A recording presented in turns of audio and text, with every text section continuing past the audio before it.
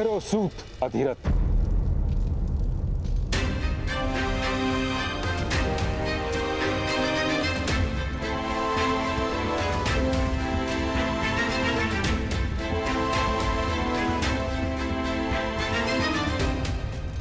ये सत्य है महाराज कि मदनजय अपराधी था और जो दंड उसको मिला है वह उचित है।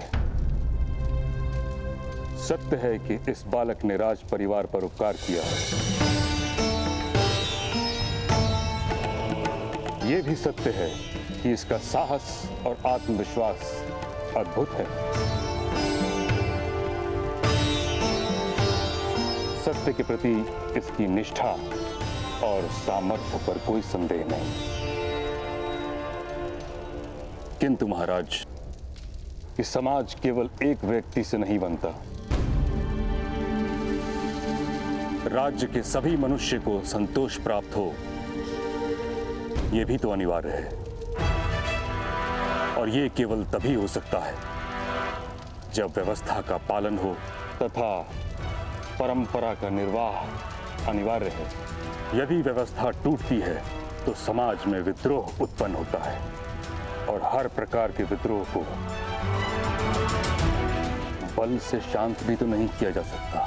तात्पर्य तात्श्री, सूत के पुत्र को शस्त्र उठाने का अधिकार नहीं, उसे दंड देना ही होगा।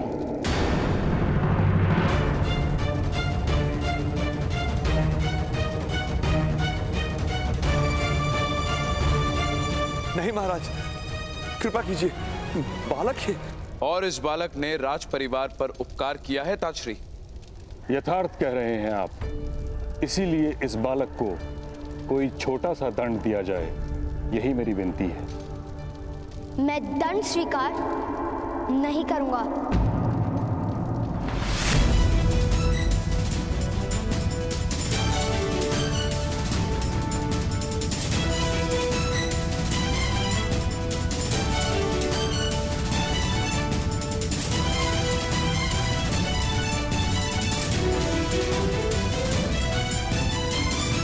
पुत्रकर्ण, मौन रहो। राजसभा में विवाद मत करो। किंतु पिताश्री, यदि आपके साथ अन्याय नहीं हुआ होता तो भ्राताश्री क्यों शस्त्र उठाते? अनिवार्य था शस्त्र उठाना पिताश्री। बालक, न्याय प्राप्त करने का सबको अधिकार है। राज्य की व्यवस्था प्रत्येक व्यक्ति को न्याय प्रदान करती है। राज्य की व्यवस्था से ही अन्याय हो तब क्या किया जा सकता है? राजा के हाथों कभी अन्याय नहीं होता राधे। अन्य सबके अन्याय के लिए राजा से याचना करना संभव है, किंतु किसी भी कारणवश व्यवस्था और परंपरा को भंग नहीं किया जा सकता। अन्याय और याचना की व्यवस्था से तो उत्तम है कि ऐसी परंपरा ही ना हो। राधे, क्या कोई दूसरा सूत तुम्हारी भांति शस्त्र धारण करके अपना रक्षण कर सकता है?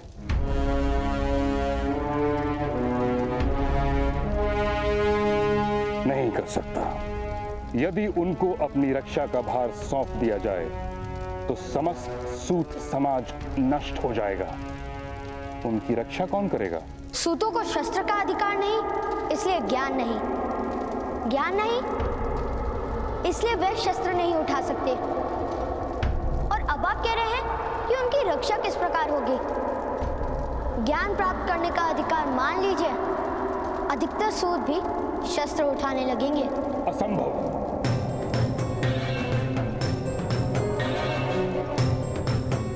मरुभूमि में हरेक वृक्ष पर कांटे होते हैं, किंतु वन में प्रत्येक वृक्ष पर कांटे नहीं होते। वैसे ही मनुष्य एक समाज में रहता है और समाज में हर व्यक्ति को हर प्रकार का अधिकार नहीं दिया जा सकता।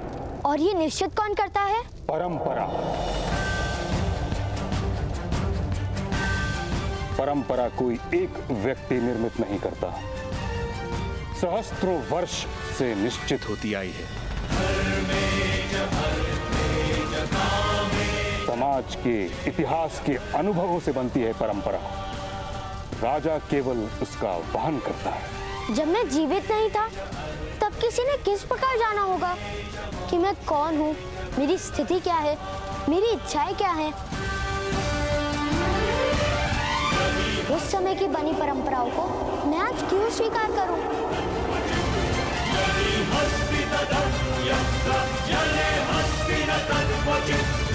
हट मत करो बालक। छोटा सा दंड स्वीकार कर लो बालक। असंभव। मैं युद्ध करने को सज्ज हूं। मैं युद्ध करने को सज्ज हूं। मैं युद्ध करने को सज्ज हूं।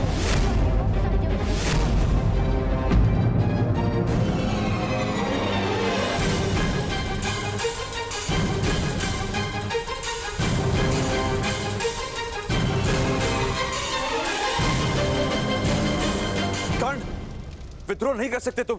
महाराज, महामहिम, महामंत्री, मेरे पुत्र को क्षमा कर दीजिए।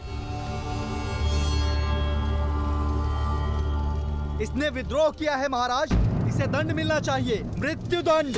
इस सूत के बालक को मृत्यु दंड दीजिए। मृत्यु दंड दीजिए, मृत्यु दंड दीजिए, मृत्यु दंड दीजिए, मृत्यु दंड दीजिए, मृत्यु दंड दीजिए, मृत्यु दंड, मृत्यु दंड दीजिए, मृत्यु दंड दीजिए, मृत्यु दंड दीजिए, मृत्यु दंड दीजिए, मृत्यु दंड दीजिए, मृत्यु दंड, मृत्यु दंड दीजिए, मृत्यु दंड दीजिए। किसी में शक्ति हो तो दीजिए मृत्यु दंड।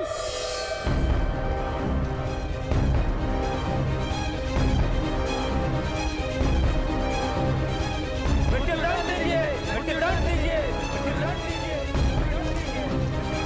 कौन? मृत्यु दंड, मृत्यु दंड दीजिए, मृत्यु दंड दीजिए, मृत्यु दंड दीजिए।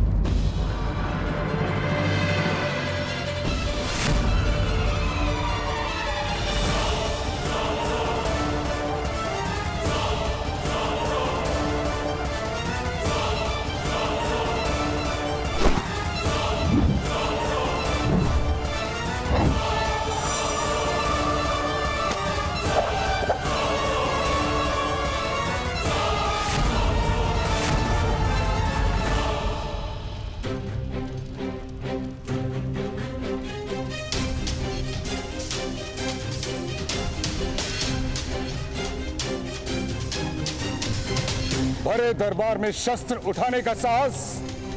यदि आज तुम्हें क्षमा कर दिया तो कल ये कोई और करेगा इस राज्यसभा में।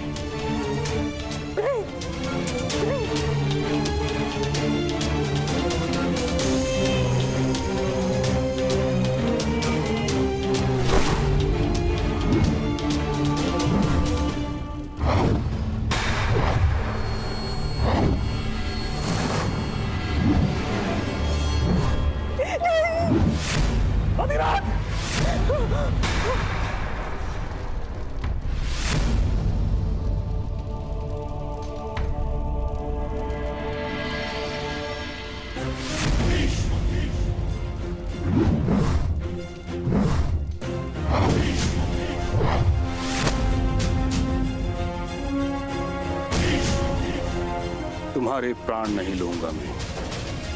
कुरु सभा में बालक की हत्या नहीं की जाती।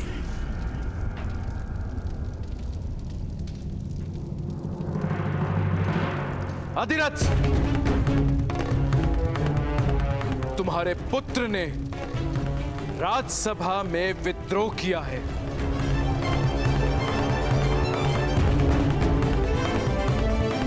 किंतु उसने मेरे पुत्रों को जीवन भी दिया है। इसीलिए हम तुम्हें केवल इतना ही दंड देते हैं कि आज के बाद तुम्हारा पुत्र कभी भी धनुष नहीं उठाएगा।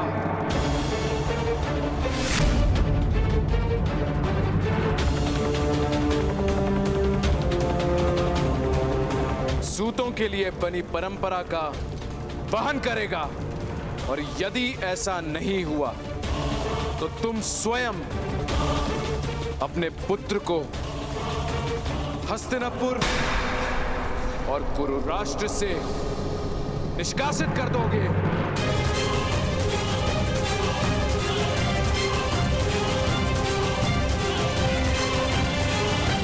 इस समय तुम दोनों मुक्त हो।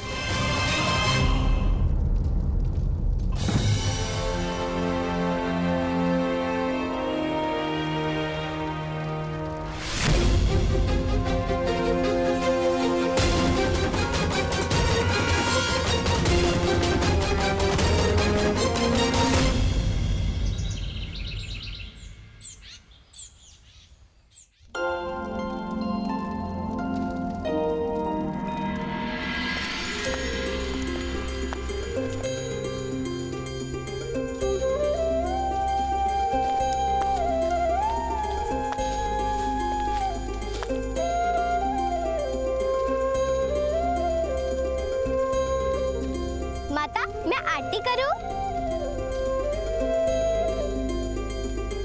अवश्य वैशाली, तुम्हारा तो सबसे पहले अधिकार है। जब हम बड़ों का विश्वास टूट गया था, तब तुम मित्रों ने ही तो साथ दिया कर्ण का।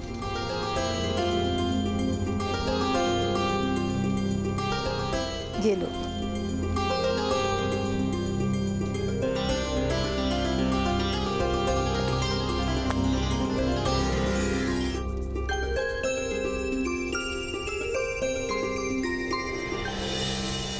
आज के बाद तुम्हारा पुत्र कभी भी धनुष नहीं उठाएगा।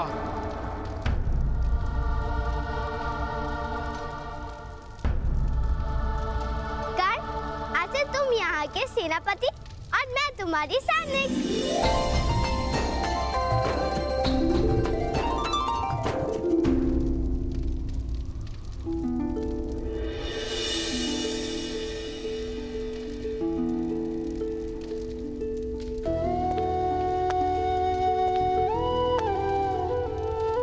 पुत्र कर्ण, मुझे क्षमा कर देना।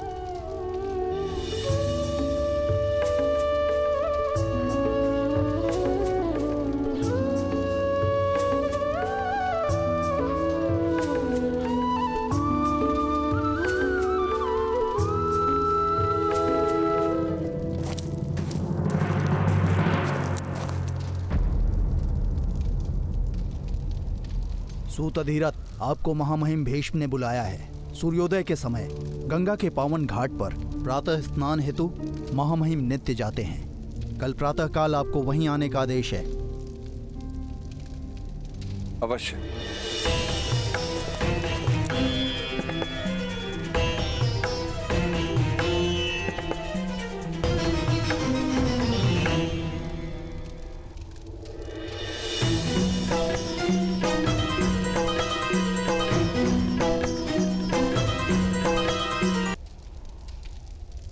चलो पुत्र, अब आनंद और विश्राम का समय। बालकों के सम्मान में राधा आज सबको भोज देंगी। बामिल, शोण, कर्ण को ले जाओ।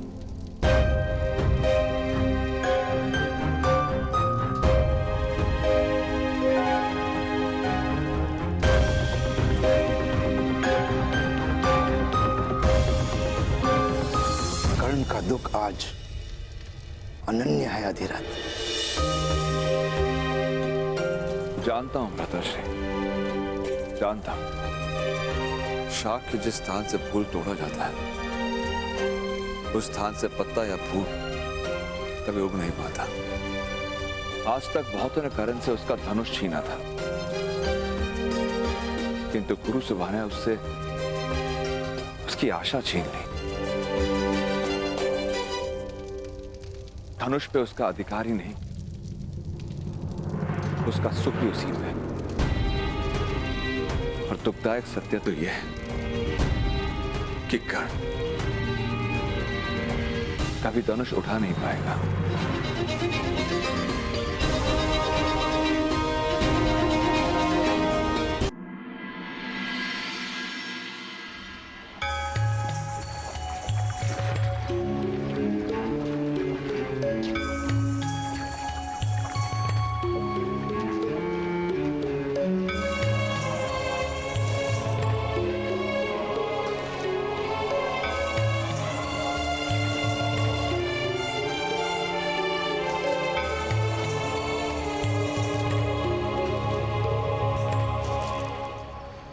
प्रणिपात मामाई।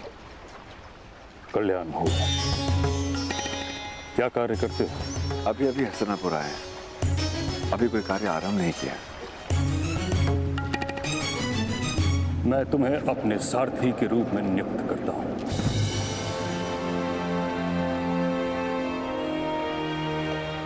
आपकी अनंत कृपा मामाई। कृपा नहीं, स्वार्थ है। तुम मेरे निकट रहोगे तो मेरी दृष्टि तुम्हारे पुत्र पर रहेगी।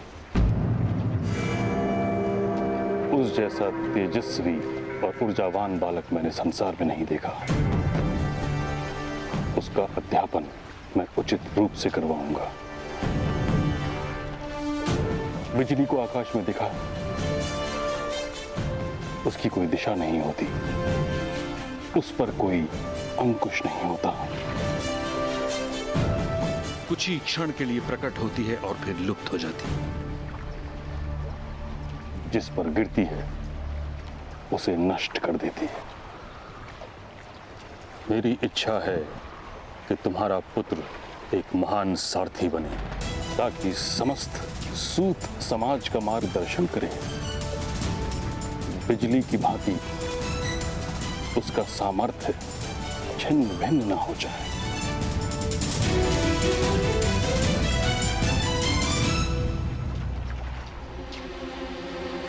जी मामाई।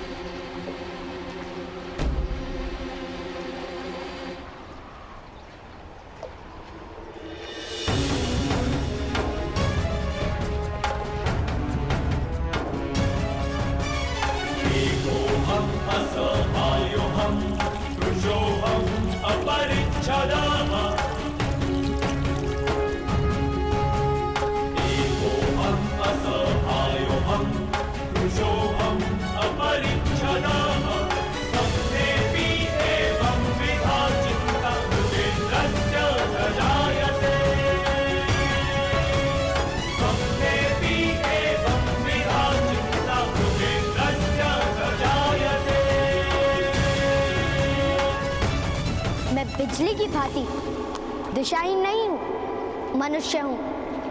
मुझे जहां विनाश करना होगा मैं वहीं गिरूंगा।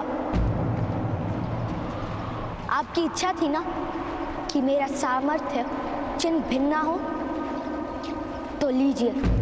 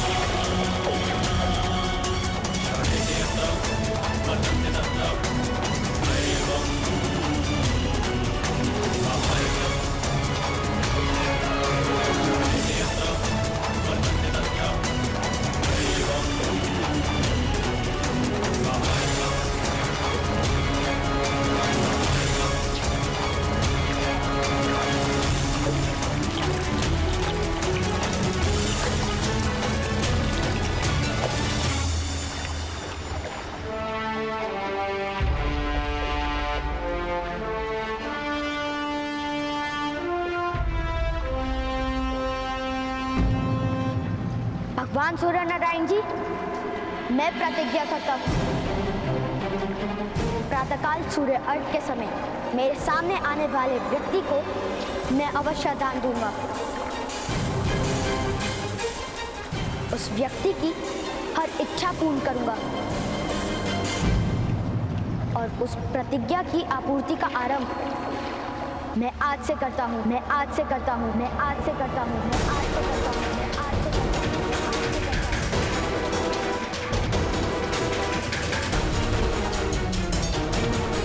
महामहिम भीष्म को दान देकर, दान देकर, दान देकर, दान देकर,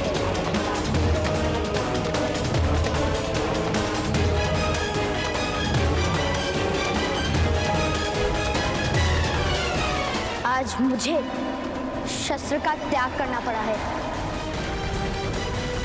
किंतु आगे जीवन में किसी कारणवश अगर मुझे शस्त्र उठाना पड़ा तब उसका त्याग कोई नहीं करवा पाएगा, नहीं करवा पाएगा।